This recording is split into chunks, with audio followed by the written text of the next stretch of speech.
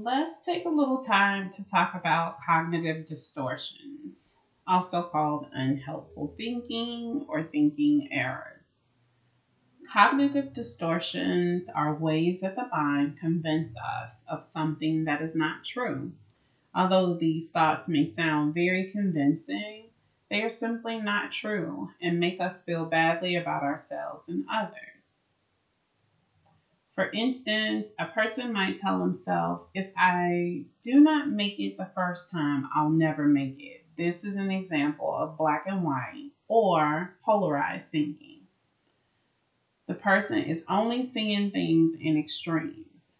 That if he fails at something the first time, he will fail at all attempts, excuse me. Learning to recognize your own cognitive distortions can help you to decrease their impact. Cognitive distortions are most especially high after you have very traumatic or emotional events. And so you want to be very careful about identifying these things and just talking to yourself, which is technically called self talk, and allowing yourself to explore what is true, not just what is untrue. Because when you're in an emotional state, you absolutely go to the negative, because that again goes back to the brain just being a primal organ trying to keep you alive. It's focused on survival, which means it's just focused on that negative information sometimes that can trigger you feeling panicked. So before I get too into explaining cognitive distortions, I want to take a little time and talk about the wise mind. So DBT therapy typically takes you through understanding your emotional process and how you're processing information, especially after a trauma. So the wise man is just a concept that says your mind has three states: the reasonable mind, the emotional mind, and the wise mind. Everyone possesses each of these states, but most people gravitate towards a specific one most of the time. When I was younger, I had a traumatic past myself, and I spent a lot of time in the emotional mind. And more times than not, my emotional mind was the emotion I felt was anger. So that came out in several ways that I'm not proud of, but I'm happy to say that I've really gotten over that. So I'm going to explain each state. A person uses their reasonable mind when they approach a situation intellectually. They plan and make a decision based off fact. So that means there's no emotion involved, and that person is just making a decision or processing information based on what's in front of them. That means I'm not making assumptions, I'm not giving people feelings, I'm not jumping to conclusions, I'm only judging what's in front of me. The emotional mind is used when feelings control a person's thoughts and behaviors. They may act impulsively with little regard for consequences.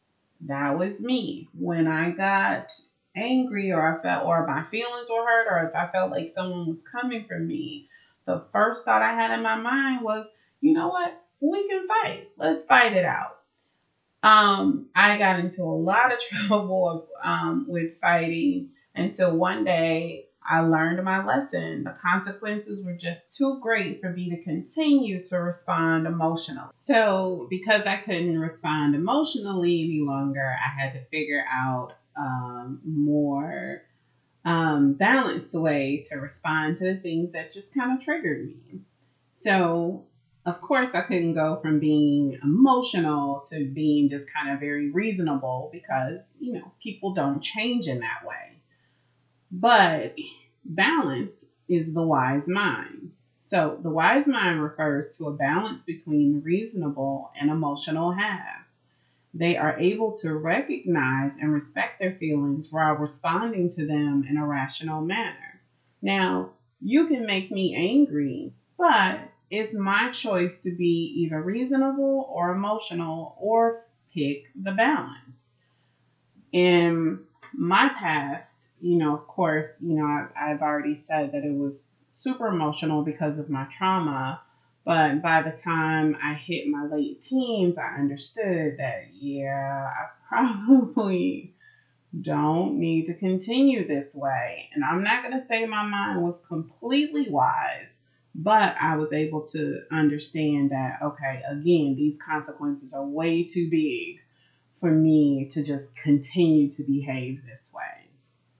And so this can also be put into practice when you're thinking about your trauma and you're feeling really emotional, really panicked, and you bring in that wise mind. Why am I feeling this way? What's going on with me right now? The emotion I feel is fear, but I'm in my room, I'm safe.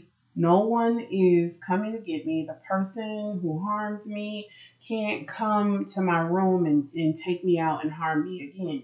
And so that's when that wise mind comes and brings that, it acknowledges the emotional, it brings in the reasonable mind, and it helps your brain to make a decision for you so that you can calm down and feel safe and okay in your body.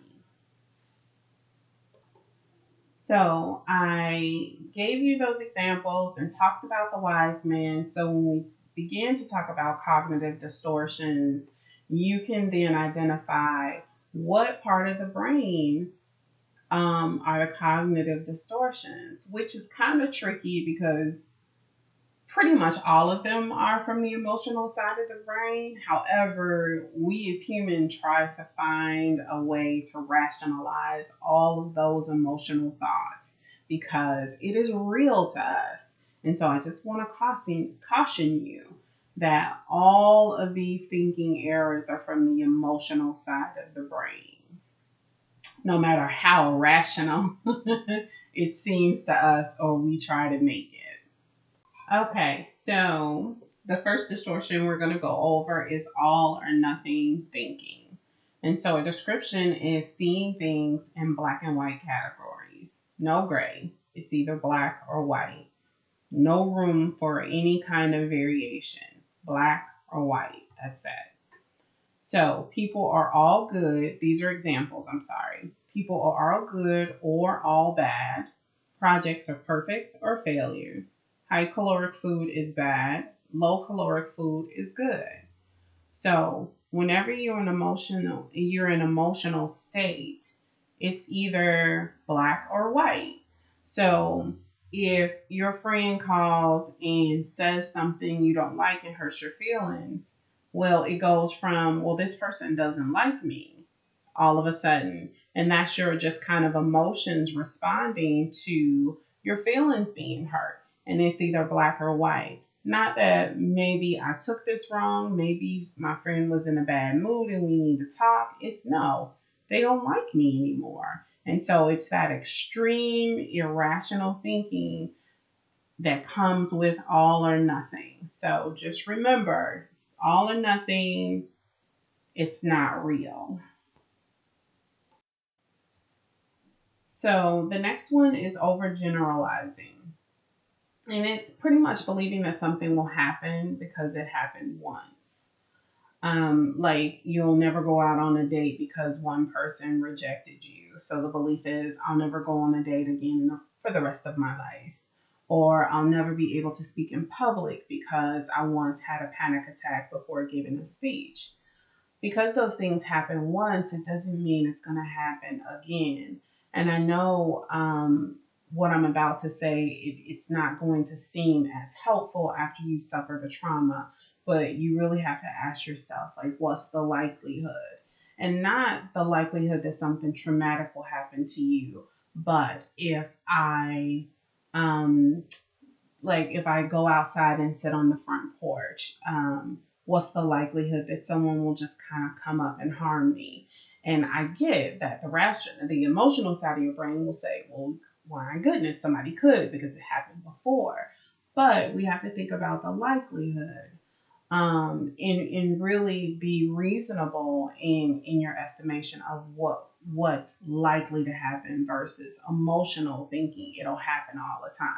Like you won't be attacked or you won't be harmed every time you leave your home.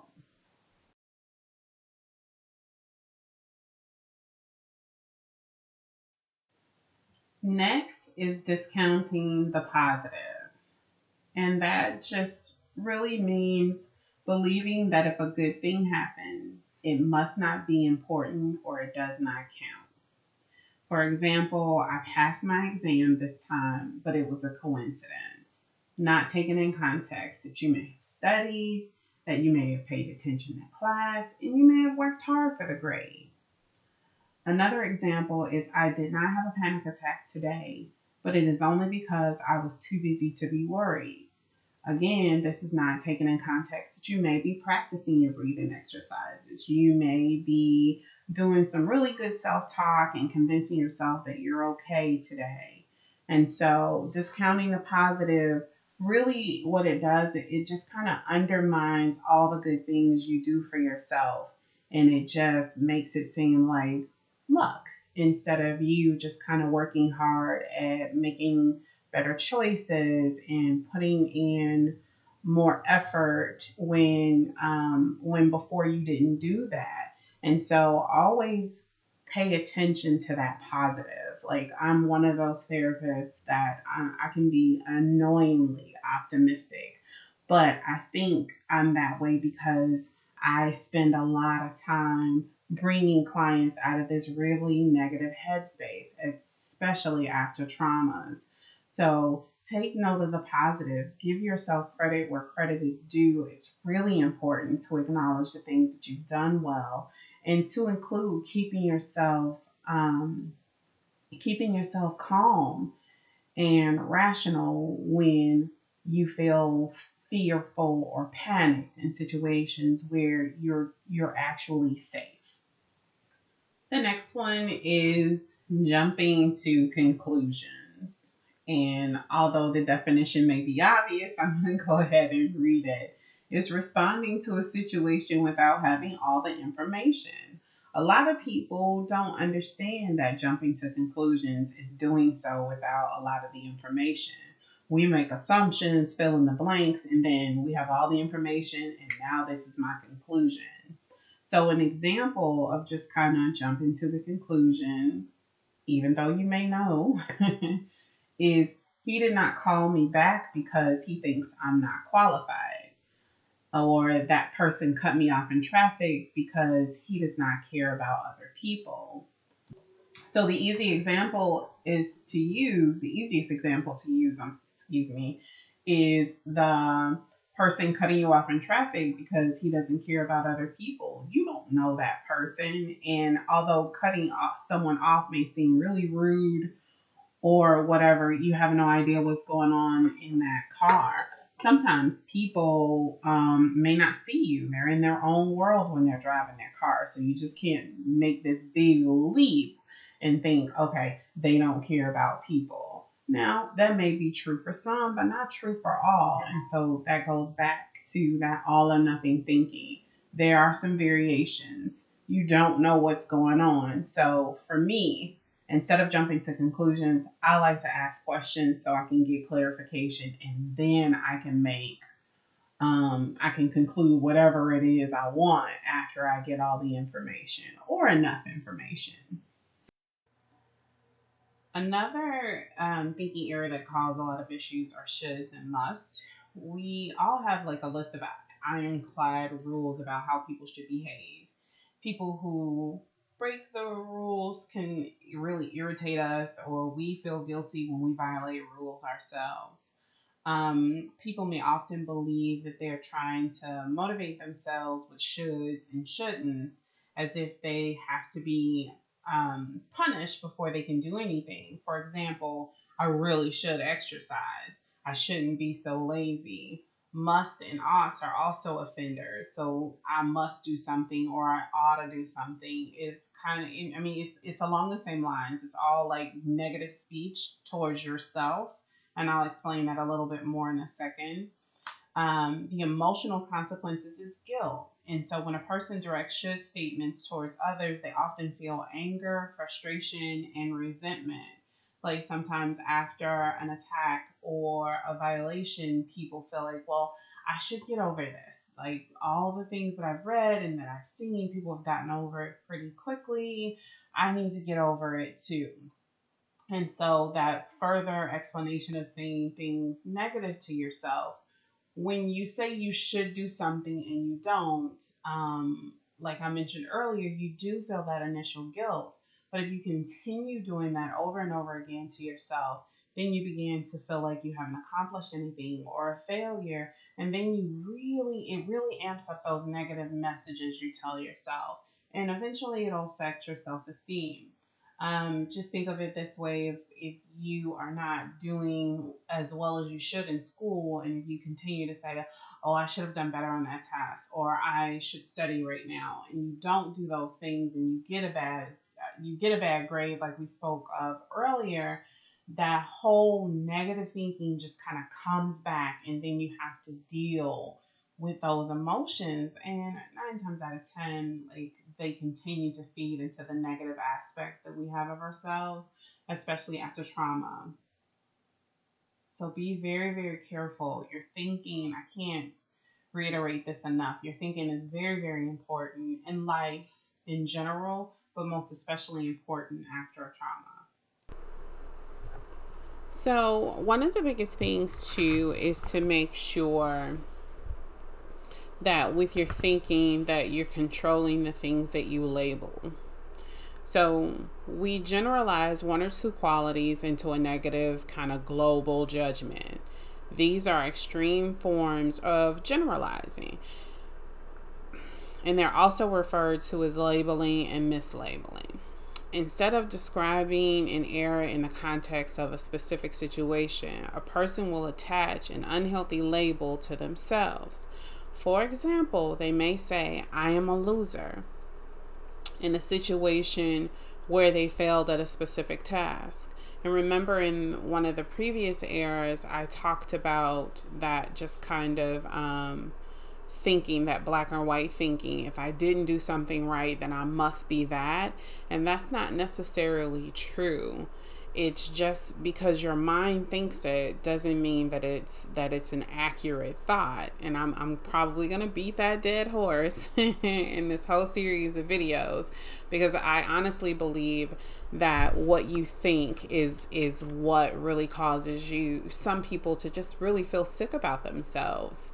Once you have a healthier sense of self, I'm not saying everything will be hunky dory, but at least you'll have like a really good jumping off point to create this really, just kind of a better existence for yourself.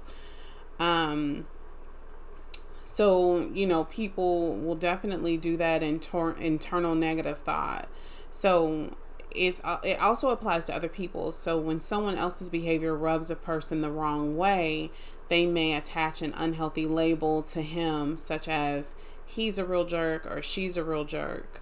Mislabeling involves describing an event with language that is highly colored or emotionally loaded. For example, instead of saying someone drops her children off at daycare every day, a person who is mislabeling might say she abandons her children to strangers. And so, even going back to someone being a jerk, like to make it a little bit more of a personal example, some of us have had friends that we kind of didn't like when we met them, but turns out they were really great people. And it was like, "Oh, yeah, I really like you. You're awesome."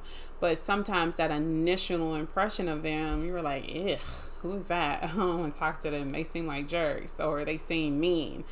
But it leads to this thing where I always tell my clients, just sometimes you have to sit with a thought and idea and just figure out how you feel about that thing, and whether it's an accurate assumption that you're making from whatever experience you're having. So that's really important. Another thinking area that can be tricky is personalization.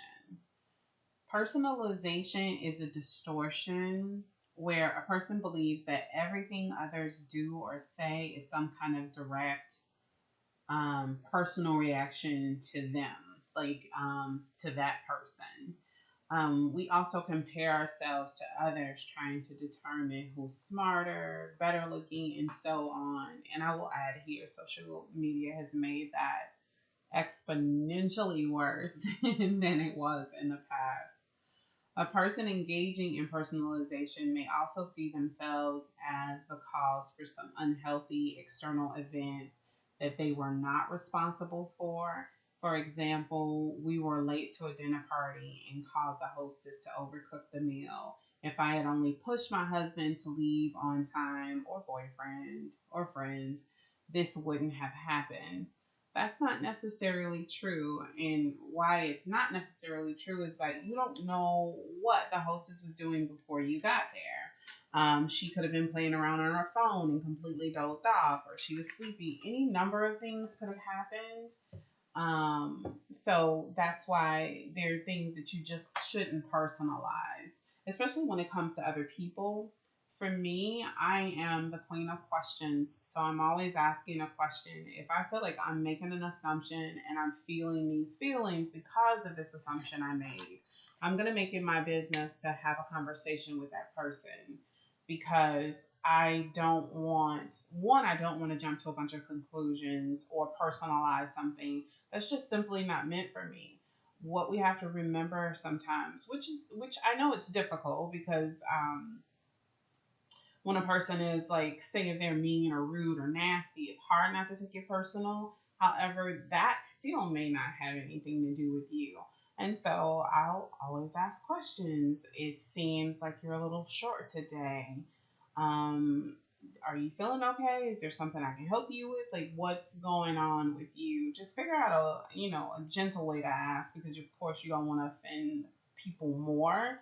But I don't want to get off track, because this it really wasn't about people. It's more of how you personalize things. It's all about, I read this book a long time ago that says whether someone does or doesn't compliment you when you look good isn't your business. And I really like that, but it took me a little while to understand it, because in that understanding, as long as I felt like I looked good, it didn't matter what the other person thought. The only thing that mattered is how I felt, and what felt and looked good to me.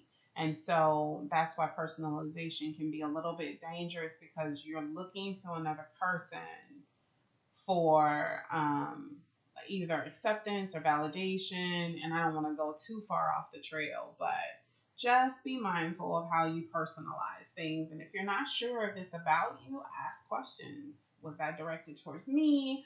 Did you mean to say that to me? Or I don't think you should have said that to me, because I don't think that applies.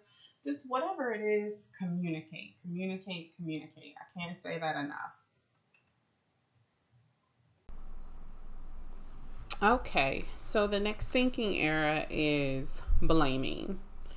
And I want you guys to hear me out because I don't mean blame in the sense of blaming someone else for something, but it's typically when we hold other people responsible for our pain, or take the other track and blame ourselves for every problem. For example, stop making me feel bad about myself.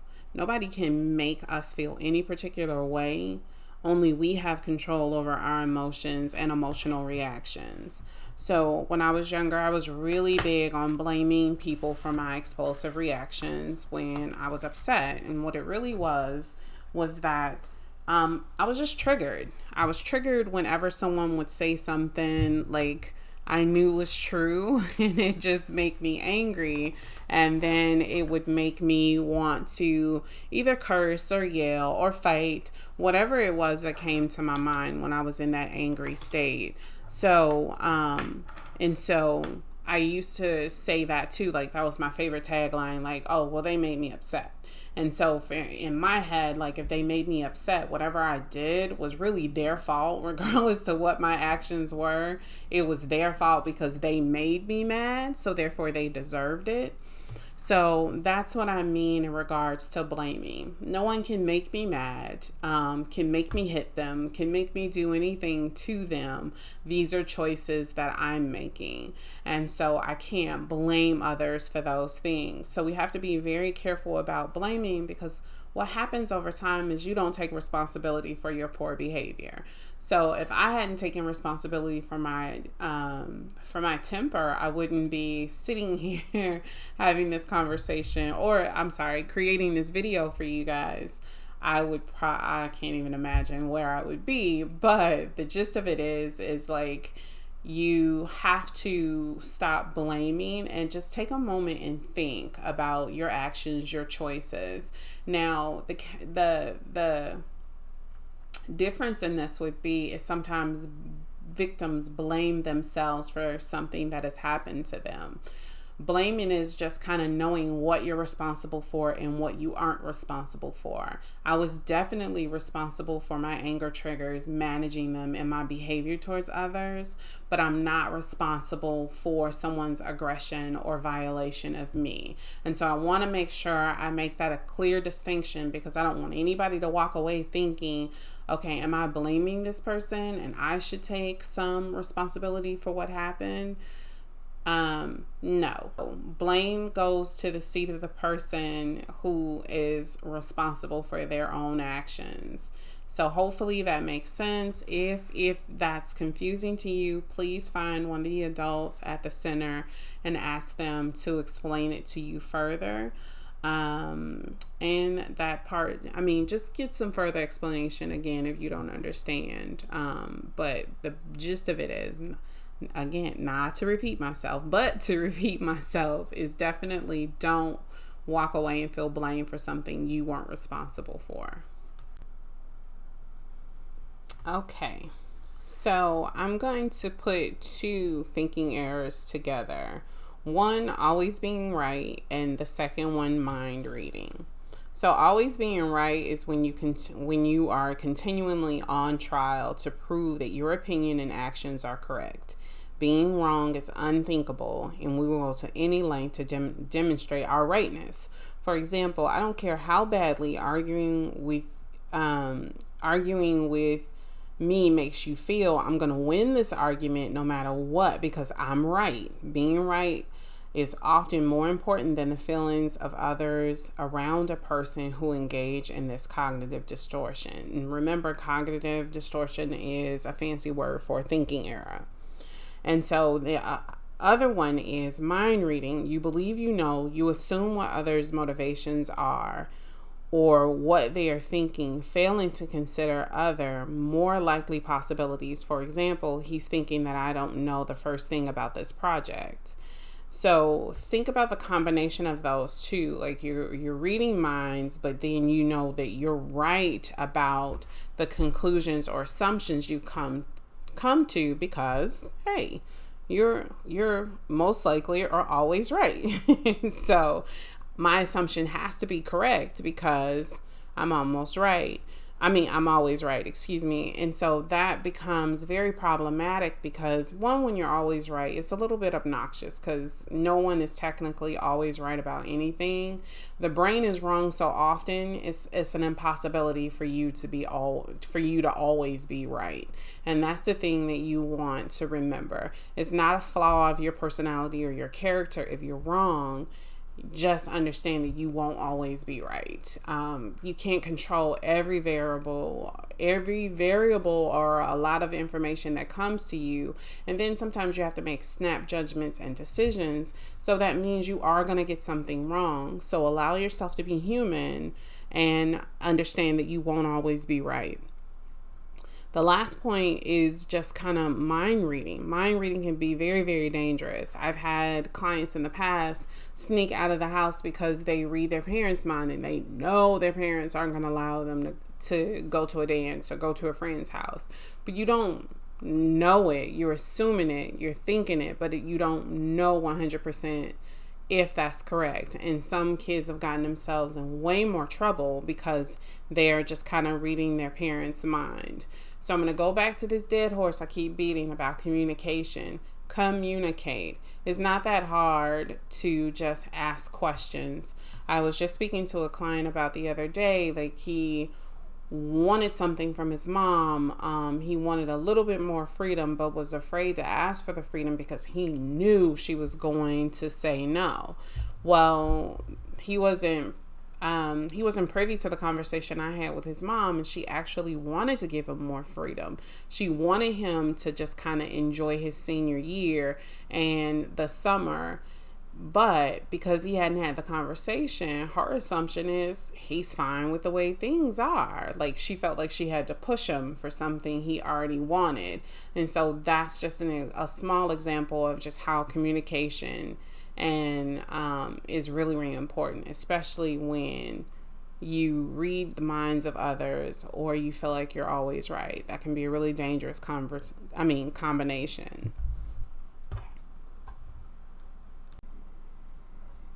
Okay, so last but not least is emotional reasoning. And so this one fits back into the conversation we had in the beginning of the video about the wise mind, the emotional mind, and the reasonable mind. Emotional reasoning can be dangerous because we believe what we feel must be true automatically. If we feel stupid and boring, then we must be stupid and boring. You assume that your unhealthy emotions reflect the way things really are. I feel it, therefore it must be true. So I've said this several times, and I think I've said it in the other videos too. The brain can be in error. It can cause errors, especially in thinking, right? The feelings come to an error because of the thoughts, and the thoughts become an error because of the feelings. So it's almost like they feed off each other, and then what chaos ensues when you add your actions to it. So with me just being all around, when I was younger, just being an all around angry kid, then I always thought someone was picking on me or messing with me. So I always felt like I was the finisher. You're not going to mess with me. You're not going to do anything to me because I'm going to finish it. And typically that had something to do with aggression. And that was only because me feeling angry and then thinking that people were picking on me, and then, okay, here's the aggression. Or thinking, oh, is this person disrespecting me? Oh, so you got a smart mouth. Feeling angry and then hitting someone. So it's just, if you see it works, you're going to get the same outcome basically, and it works the same way. And so you want to be very, very careful about emotional reasoning. This is why I always tell people to sit back, think. I mean, I know that sounds crazy, but just think. Is what I'm feeling attached to the thought? If it's attached to a thought and that thought is negative, is what I'm feeling true? So, because it could definitely be real. Your feelings can definitely be hurt. But is it true? And so that means you can't jump to conclusions and say, okay, well, this person meant to bump into me. They meant to be mean to me. So now my feelings are hurt. Now I'm sad or I'm angry or whatever I am. And then you have an action. So you want to stop before you have any kind of reaction and just ask yourself, is what I'm feeling true? Is what I'm thinking true? Pause for a little while, give it some mulling over, and then make a decision how you want to handle the situation. So my advice is always to communicate. I never assume that someone feels or thinks a certain way. I'm going to ask them that question. Now, never is too strong of a word. Let me amend that. More times than not, I don't. In those situations where I assume a feeling, now I have this check where I feel kind of guilty, like, you know what, did you give that person the benefit of the doubt? Did you have a conversation? Do you really know what that person is thinking? And so that will prompt me to just kind of have that conversation. When you're not used to communicating, communicating with others or communicating your feelings honestly, it's very, very difficult to do so. But over time, it becomes a lot easier. And hopefully, in these video series, I can just kind of have a lesson about communicating, because it's really important to learn how to do that and do it effectively, especially in times of trauma. So, thank you guys, and I'll see you next time.